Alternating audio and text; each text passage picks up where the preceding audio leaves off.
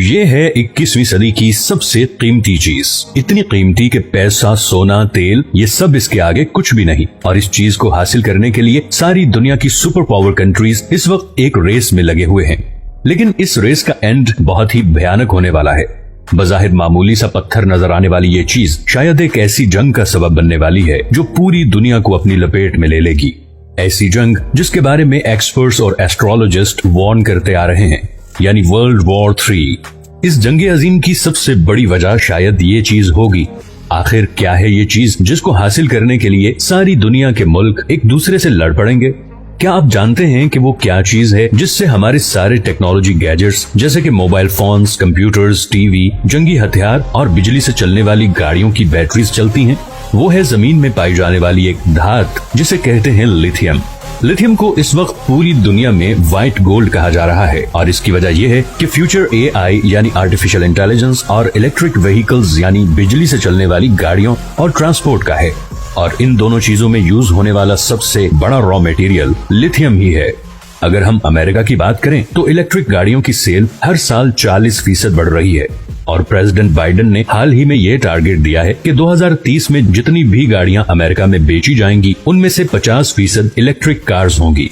जैसे जैसे इलेक्ट्रॉनिक्स पर दुनिया का इन्हिसार बढ़ता जा रहा है वैसे वैसे रिचार्जेबल बैटरीज की डिमांड बढ़ती जा रही है और इसके नतीजे में सारे बड़े कंट्रीज के दरमियान लिथियम के रिजर्व्स तलाश करने की दौड़ भी बढ़ती जा रही है। अब यहाँ ये सवाल पैदा होता है कि इस बढ़ती हुई लिथियम डिमांड की वजह से एक वर्ल्ड वॉर कैसे छिड़ सकती है?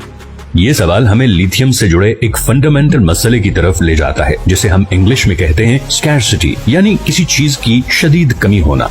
हकीकत में लिथियम कोई बहुत रेयर या नायाब धात नहीं है और जमीन में कई जगह पे पाया जाता है, लेकिन असल मसला इसको जमीन से निकालना है जो कि इंतहाई मुश्किल और महंगा काम है। इस वक्त दुनिया में सबसे ज्यादा लिथियम के रिजर्व्स ऑस्ट्रेलिया, चिली और बोलिविया के पास हैं। चौथे नंबर पे चाइना आता है। चाइना दुनिया की 80% लिथियम प्रोड्यूस करता है और इलेक्ट्रिक कार्स की बढ़ती हुई डिमांड को पूरा करने के लिए बहुत एक्टिवली दूसरे कंट्रीज में लिथियम रिजर्व्स बनाने में मगन है, जिसमें अफ्रीका के बहुत से कंट्रीज भी शामिल हैं। इसी तरह चाइना की नजर अफगानिस्तान के लिथियम रिजर्व्स पे भी है और उनको हासिल करने के लिए वो अफगान तालिबान के साथ ऑलरेडी डायलॉग स्टार्ट कर चुका है।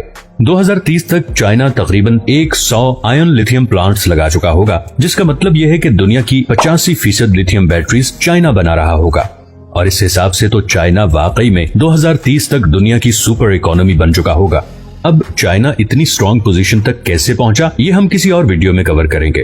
असल सवाल ये है कि अमेरिका, जो कि चाइना का सबसे बड़ा राइवल और मौजूदा दुनिया की सुपर पावर है, इतने आराम से चाइना को वो चीज हासिल करने देगा जिसपे सारी दुनिया का फ्यूचर डिपेंड करता है? इस सवाल के जवाब के लिए हमें जाना पड़ेगा 2001 में। आप में से अक्सर लोगों का ख्याल होगा कि अमेरिका का अफगानिस्तान पे हमले का मकसद शायद तालिबान को खत्म करना था। कुछ लोगों का ये भी ख्याल है कि असल वजह ओपियम हासिल करना था। लेकिन 2010 में अमेरिकन स्टेट डिपार्टमेंट की पब्लिश होने वाली रिपोर्ट कुछ और ही कहती है। इस रिपोर्ट में ये इंकशाफ हुआ है कि अफगानिस्तान में $1 ट्रिलियन के लिथियम रिजर्व्स हैं, जो कि शायद चिली और ऑस्ट्रेलिया के बाद दुनिया में तीसरे सबसे बड़े लिथियम रिजर्व्स हैं। और अमेरिका की अफगानिस्तान में घुसने की असल वजह थी यही लिथियम रिजर्व्स, क्योंकि इस वक्त अमेरिका के पास रिफाइंड लिथियम के सिर्फ 8% रिजर्व्स हैं और इलेक्ट्रिक कार्स की डिमांड को पूरा करने के लिए अमेरिका को लगभग 5 लाख मैट्रिक टन लिथियम की जरूरत है। और दूसरी ही तरफ अमेरिका के अफगानिस्तान से जाने के बाद चाइना ऑलरेडी अफगानिस्तान पे नजरें गाड़े बैठा है। इसीलिए चाइना अफगान तालिबान से बातचीत कर रहा है और अफगानिस्तान के लिए बड़े बड़े पैकेजेस अनाउंस कर रहा है, क्योंकि उसकी नजर उस व्हाइट गोल्ड पे है जो फ्यूचर में दुनिया की तकदीर बदलने और उसे एक सुपर पावर बनाने वाला है। इसीलिए बहुत से एक्सपर्ट्स के मुताबिक अफगानिस्तान से अमेरिका का निकल जाना शायद ऐसा ही है जैसे अमेरिका ने खुद अपने हाथ से फ्यूचर की सुपर पावर सीट चाइना को दे दी हो। लिथियम की डिमांड इतनी ज्यादा बढ़ गई है कि इसकी प्राइस में पिछले 1 साल में 500% इजाफा हुआ है। ये बढ़ती हुई डिमांड और बढ़ती हुई प्राइस ही असल वजह है कि हर बड़ा मुल्क और हर बड़ी कंपनी अब लिथियम में इन्वेस्ट करना और उसे हासिल करना चाहती है। दुनिया में सबसे ज्यादा इलेक्ट्रिक कार्स बनाने वाली कंपनी टेस्ला के मुताबिक एलन मस्क ने हाल ही में अपनी ट्वीट में कहा कि लिथियम की इस तरह बढ़ती हुई प्राइस का मतलब है कि टेस्ला को लिथियम माइन करने के लिए भी खुद मैदान में उतरना पड़ेगा।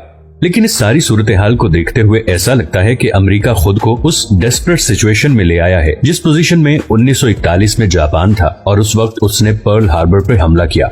जिस फ्रस्ट्रेशन ने जापान को यह कदम उठाने पर मजबूर किया था, वैसी ही फ्रस्ट्रेशन का शिकार इस वक्त अमेरिका है, और वो भी ऐसा कोई कदम किसी भी वक्त उठा सकता है। पिछली 4 दहाइयों में लड़ी गई तमाम जंगें ऑयल यानी पेट्रोल के लिए थी, क्योंकि उस वक्त पेट्रोल ही असल ईंधन था। लेकिन अब जैसे कि मैं पहले बता चुका हूँ कि फ्यूचर बिजली से चलने वाली चीजों का है, सो इट्स वेरी नेचुरल कि अगली जंगें अब रिचार्जेबल बैटरीज को पावर करने वाले मटेरियल यानी लिथियम को हासिल करने के लिए होंगी।